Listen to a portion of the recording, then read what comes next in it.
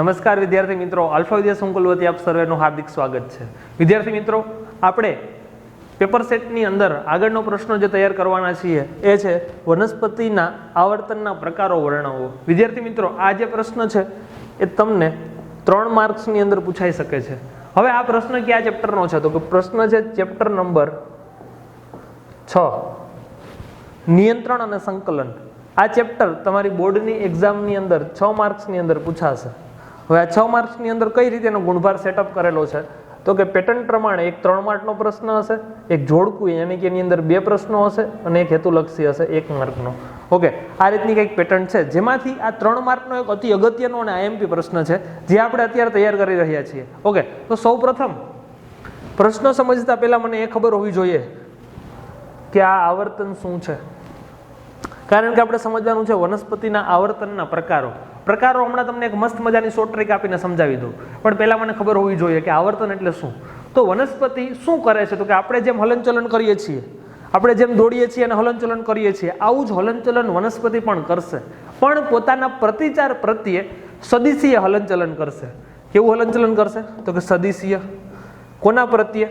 તો કે પ્રતિચાર પ્રત્યે। પ્રતિચાર પ્રત્યે સદિશીય હલનચલન। સદિશીય એટલે શું થશે? તો કે પોતાની દિશામાં હલનચલન, જે દિશા તેને અનુરૂપ છે તે દિશા તરફ થતું હલનચલન એટલે કહેવાય સદિશીય હલનચલન। ઓકે મિત્રો, જોઈએ આ આપણે એની ડેફિનેશન કરી, વ્યાખ્યા કરી। વનસ્પતિ હલનચલન કરશે કોના પ્રત્યે? તો કે તેની સદિશીય દિશા તરફ હલનચલન કરશે, આને કહેવાય આવર્તન। આવર્તનની અંદર ટોટલ કેટલા ઘટકો છે, કેટલા પ્રકારો છે? મિત્રો ધ્યાન દેજો। આવર્તનની અંદર ટોટલ 5 પ્રકારો આવશે।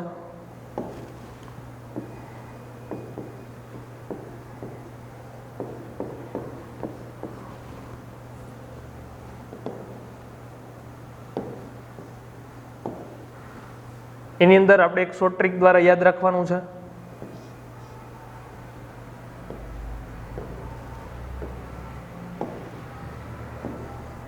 શોર્ટ ટ્રીક આપણી કંઈક એવી છે: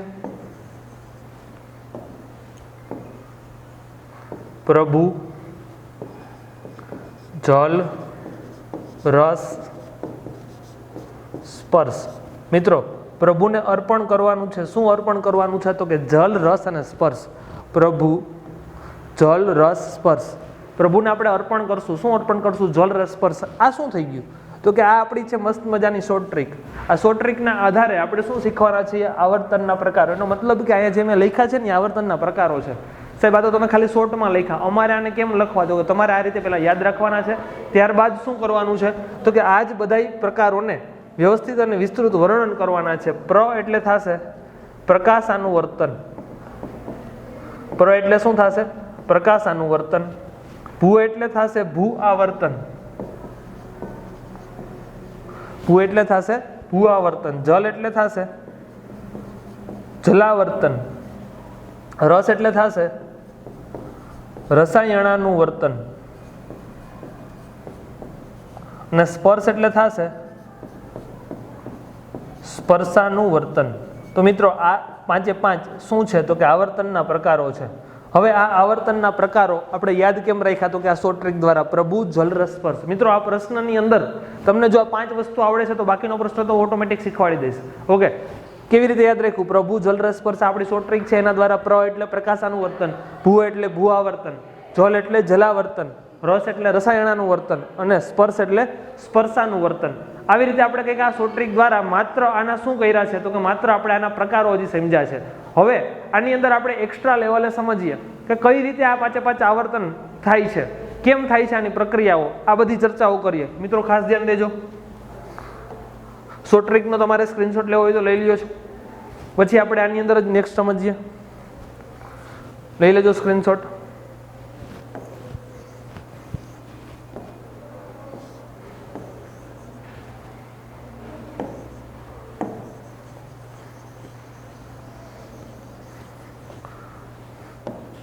જો મિત્રો, બાજુમાં આપેલી ડાયાગ્રામ દ્વારા આપણે સમજીએ। આ શેની ડાયાગ્રામ છે? તો કે આવર્તન। ચાલો આવર્તન સમજીએ। પેલું કયું હતું? પ્રકાશાનુવર્તન, જેને અંગ્રેજીમાં કહેવાય ફોટોટ્રોપિઝમ, પ્રકાશાનુવર્તન. હવે સમજવામાં સાવ ઈઝી છે, જો તમે સમજશો તો આને ગોખવો નહીં પડે એવો પ્રશ્ન છે. બાકી ધન ઋણ એવું ઘણું બધું આવશે કે જે તમારે પ્રશ્નને તૈયાર કરવો પડશે, ગોખવો પડશે, ઘણી બધી વાર લખીને તૈયાર કરવો પડશે. એની સરખામણીમાં તમે જો એકવાર વ્યવસ્થિત સારી રીતે વિડીયો જોઈ લેશો તો શું થશે, તો કે આખો વિડીયો તમને સમજાઈ જશે, આખો પ્રશ્ન તમને સમજાઈ જશે, આવર્તન શું છે સાવ ઈઝી રીતે સમજાઈ જશે. ઓકે, જોજો. પ્રકાશાનુવર્તન, પ્રકાશ, પ્રકાશ યાની કે સૂર્યપ્રકાશ. હવે વનસ્પતિનું જે સંપૂર્ણ શરીર છે એ બે ભાગની અંદર વિભાજિત હોય, બે અલગ અલગ તંત્રો, એક જમીનની ઉપરનું તંત્ર, એક જમીનની નીચેનું તંત્ર. જમીનની ઉપરનું જે તંત્ર છે તેને કહેવાય પ્રરોહ તંત્ર. શું કહેવાય મિત્રો? પ્રરોહ તંત્ર. જમીનની નીચેનું જે તંત્ર છે તેને કહેવાય મૂળ તંત્ર. જમીનની ઉપરના તંત્રને શું કહેશું? પ્રરોહ તંત્ર. જમીનના નીચેના તંત્રને મૂળ તંત્ર. આ બે તંત્રના આધારે આપણે આ પ્રશ્ન સમજીએ. ઓકે, પેલું કયું છે? પ્રકાશાનુવર્તન. ચાલો, પ્રકાશ ક્યાં હશે? તો કે ઉપરની ભાગે હશે, ઉપરની દિશામાં હશે. હવે આ બે તંત્રમાંથી વિકાસ થયા બાદ, હલનચલન થયા બાદ કયું તંત્ર પ્રકાશની દિશામાં ગતિ કરે છે? તો ઓબ્વિયસલી તમે આનો આન્સર આપશો કે પ્રરોહ તંત્ર.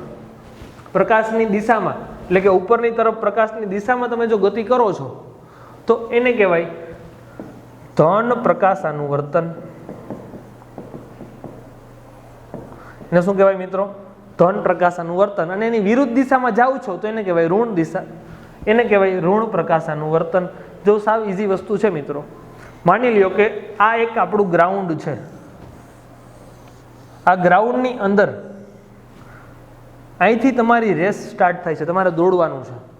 હવે આ તમારી ફાઇનલ લાઈન છે, અહીંયા તમારે પહોંચવાનું છે. તમે અહીંથી દોડવાનું શરૂ કરો છો અને આ દિશા તરફ તમારે દોડવાનું છે. જો આ દિશા તરફ દોડવાનું છે તો એને કહેવાય ધન દિશા. જે દિશા તરફ, જે ટાર્ગેટ તરફ આપણે જવાનું છે એને કહેવાય આપણું ધન આવર્તન. બોર્ડની એક્ઝામમાં તમારે 100 માંથી 100 માર્ક લેવા છે, આ તમારો ટાર્ગેટ છે, એ માટે તમે મહેનત કરો છો. આલ્ફા વિદ્યા સંકુલ તેમાં સહભાગી થાય છે તો એ છે તમારું ધન આવર્તન. કોના પ્રત્યેનું? તો કે તમારા રિઝલ્ટ પ્રત્યેનું. ઓકે, તો આ જે છે એ છે તમારું ધન આવર્તન. પણ તમે એની વિરુદ્ધ દિશામાં ભાગ્યા, દોડવાનું આમ હતું, તમે આમ ભાગ્યા તો એને કહેવાશે ઋણ આવર્તન. ઓકે, સાવ ઈઝી વસ્તુ છે. એ જ વસ્તુ આપણે આની અંદર શીખવાની છે. પ્રકાશાનુવર્તન, પ્રકાશ ઉપર છે, તમે પ્રકાશની દિશામાં જાઓ છો. કયું તંત્ર પ્રકાશની દિશામાં? તો કે જમીનની ઉપરનું જે હશે પ્રકાશની દિશામાં ઊંચું જશે. પ્રરોહ તંત્ર પ્રકાશની દિશામાં જાય છે તો એને કહેવાય ધન આવર્તન. એની વિરુદ્ધ દિશામાં જાઓ છો તો એને કહેવાય ઋણ આવર્તન. ઈઝી વસ્તુ છે.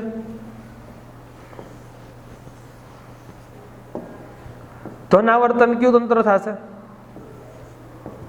તો કે પ્રરોહ તંત્ર. મૂળ તંત્ર જે છે એ કેવું થશે?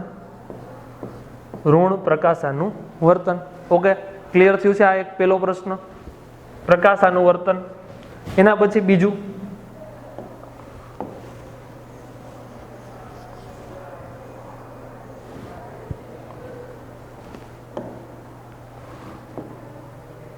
પેલું કયું હતું? પ્રકાશાનુવર્તન. પ્રભુ. બીજું થશે ભૂ આવર્તન. મિત્રો, ભૂ યાની કે જમીન. નાના હતા ત્યારે તમે ભૂ એટલે પાણી કહેતા, પણ હવે તમે મોટા થઈ ગયા છો એટલે ભૂ યાની શું થશે? તો કે જમીન, એટલે કે આ નીચેનો ભાગ. આગળનું જે ભણી ગયા છે એને આપણે રફ કરી નાખીએ. ચાલો, ભૂ એટલે જમીન. જમીનની દિશા તરફ તમે આગળ વધો છો તો એને કહેવાય જમીન તરફનું ધન આવર્તન. પણ જો તમે એની વિરુદ્ધ દિશામાં ઉપર ભાગો છો, જ્યાં જવાનું છે ત્યાં નથી જતા અને બીજી દિશામાં ભાગો છો તો એને કહેવાય ઋણ આવર્તન. ઓકે, જમીન નીચે છે, જેને સંબંધિત પૂછ્યું છે એની આપણે વાત કરવાની છે. આગળ પ્રકાશની વાત હતી તો પ્રકાશ તરફ જતું તો એ ધન, એની વિરુદ્ધ જતું તો એ ઋણ. અહીંયા કોને સંબંધિત છે? તો કે અહીંયા જમીન સંબંધિત, ભૂ સંબંધિત. તો ભૂની દિશામાં જાય છે તો એને ધન કહેવાય, એની વિરુદ્ધ દિશામાં જાય છે તો એને ઋણ કહેવાય. વિદ્યાર્થી મિત્રો, તમને એક મસ્ત મજાનો પ્રશ્ન પૂછું જે તમને અત્યારે આવડી ગયો છે. અહીંયા કોણ ધન અને કોણ ઋણ? ભૂ એટલે કે જમીન, જમીનની દિશામાં જે જાય છે એ ધન. એટલે નીચેનું તંત્ર મિત્રો, નીચેનું તંત્ર એટલે કયું તંત્ર? મૂળ તંત્ર. મૂળ તંત્ર થશે મૂળ તંત્ર કેવું? તો કે પ્લસ સંજ્ઞા યાની કે ધન આવર્તન.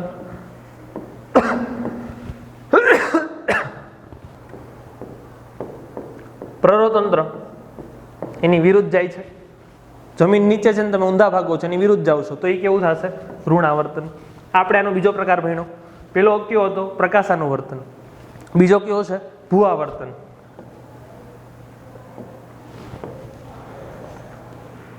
હવે જોઈએ મિત્રો આનો ત્રીજો પ્રકાર.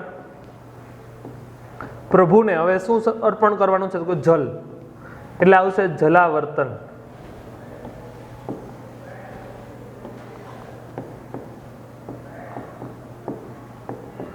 જલ, ચાલો જલ કઈ જગ્યાએ હશે? પાણી ક્યાં હશે?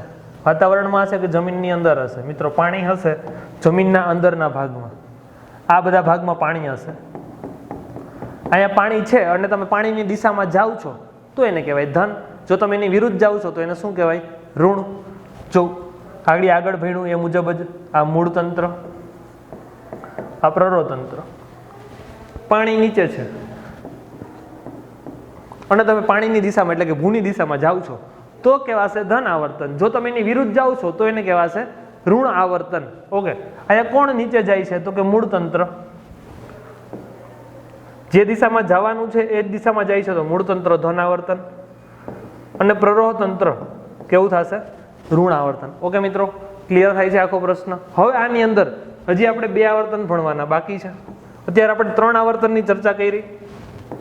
પેલું પ્રકાશાનુવર્તન, બીજું ભૂ આવર્તન, ત્રીજું જલાવર્તન. પ્રભુ, જલ, હવે આવશે રસ, એટલે કે રસાયણાનુવર્તન.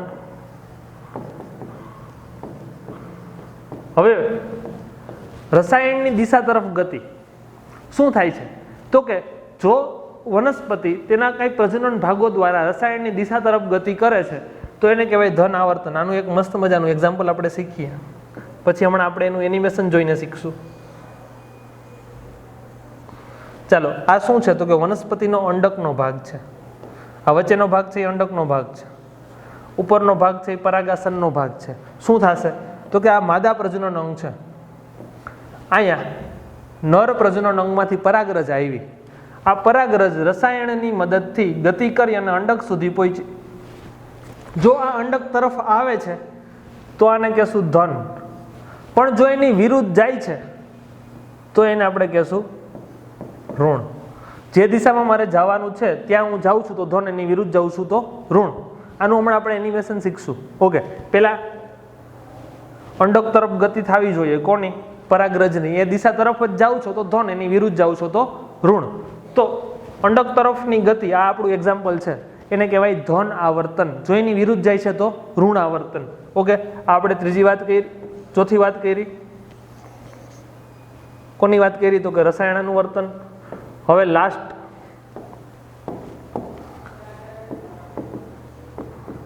સ્પર્શાનુવર્તન. જે દિશામાંથી સ્પર્શ મળે છે એ દિશા તરફ તમે ગતિ કરો છો તો એને કહેવાય સ્પર્શાનુવર્તન. પણ કેવું? તો કે ધન. જો એની વિરુદ્ધ જાવ છો તો ઋણ. સમજો, એક મસ્ત મજાના એક્ઝામ્પલ દ્વારા સમજો કે કોઈ એક વેલો વાવેલો છે. અહીંયા આ જમીન છે, આ લાકડીનો સહારો છે. આ સહારે અહીંયા જમીનની અંદરથી વેલો વાવેલો છે અને લાકડીના સહારે આ વેલો ઉપરની તરફ ચડે છે તો એને કહેવાશે ધન આવર્તન. પણ જો આ વેલો આમ ત્રાહો વાતાવરણમાં ભાગતો હોય તો એને કહેવાય ઋણ આવર્તન. પણ આવું ક્યારેય પોસિબલ નથી.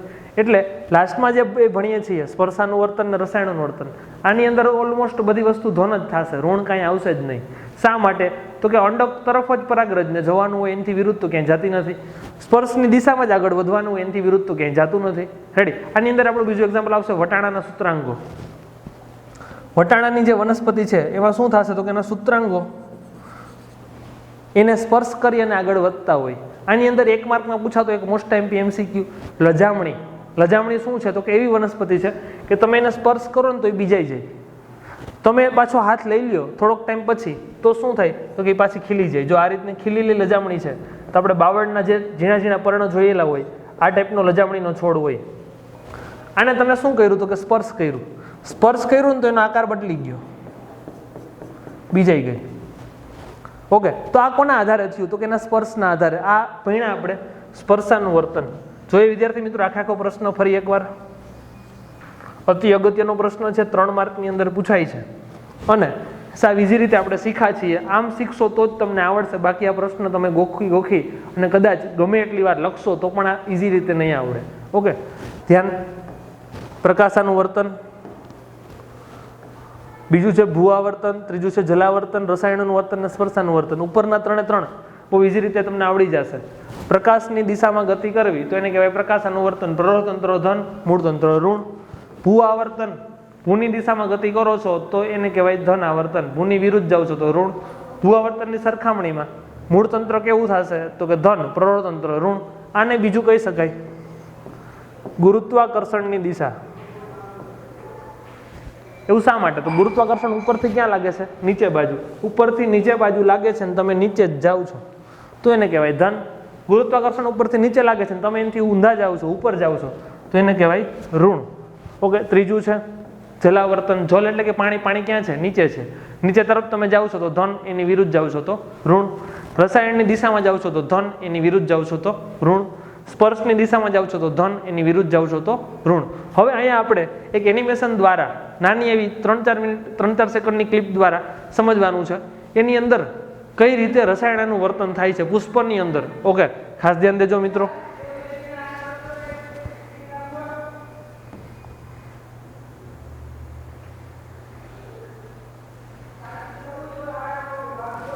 જો વિદ્યાર્થી મિત્રો, અહીંયા શું થાય છે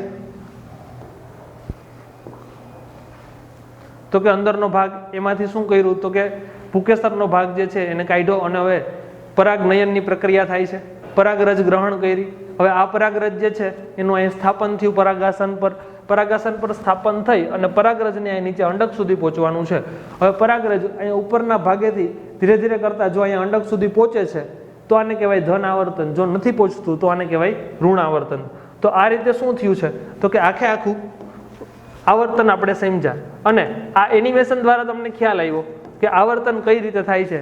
રસાયણનું વર્તનની અંદર રસાયણની દિશા તરફ કઈ રીતે ગતિ કરે છે. ઓકે, તો 3 માર્કની અંદર પૂછાતો અતિ અગત્યનો પ્રશ્ન છે. તમારે ફરી એકવાર વિડીયો જોઈ અને તૈયાર કરવાની છૂટ છે. ફ્રીમાં જ આપેલું છે આલ્ફા વિદ્યા સંકુલ યુટ્યુબની અંદર. ઓકે મિત્રો, ગુડ બાય.